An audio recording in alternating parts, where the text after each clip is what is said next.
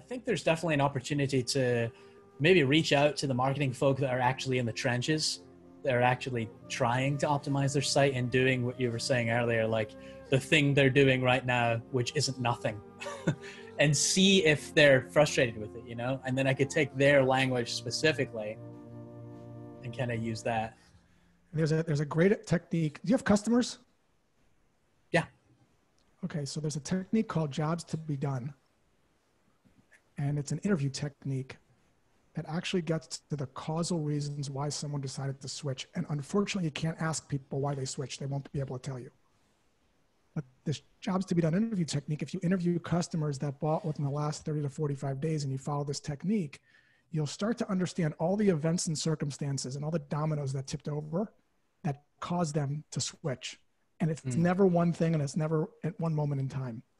I recently bought an expensive mattress that my wife wanted, and I tried for 3 months not to buy this mattress. I put your head on the other side, flip the freaking thing around. I'll sleep in the other room. I'll go to a hotel, like anything to avoid paying $7,000. Like, there's these stories.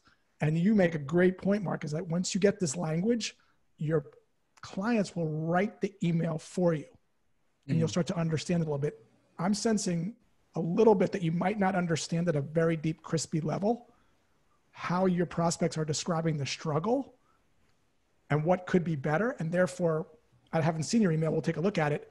It's probably speaking a different language.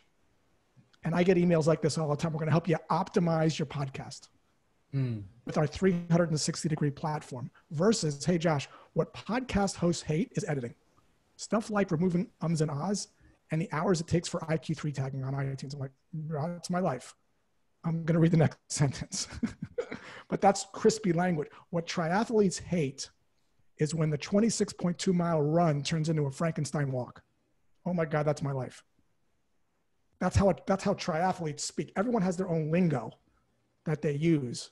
And so I think that's a great step in the right direction, is to start something called a lingo library. 3 columns. Column number 1, how does this person describe the struggle?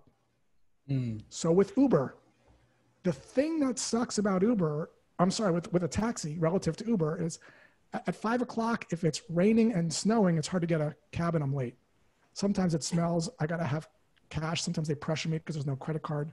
Sometimes the dirt gets on my clothes. Sometimes the person doesn't know where he's going. With Uber, you click a button and 15 minutes later, a Mercedes takes you where you want to go. See, that's the contrast. And so column number 1 is the problem. Problem number 2 is what changed for the better. Click a button and a car picks me up. And then 3, any kind of proof points in the 3rd column. We were able to get 32% more MQLs after working with you because you did some magic sauce. And you just start this lingo library, one for each type of person that you sell to, using their words. And that is going to help you tremendously with cold emails, cold calls, voicemail messages, LinkedIn, everything.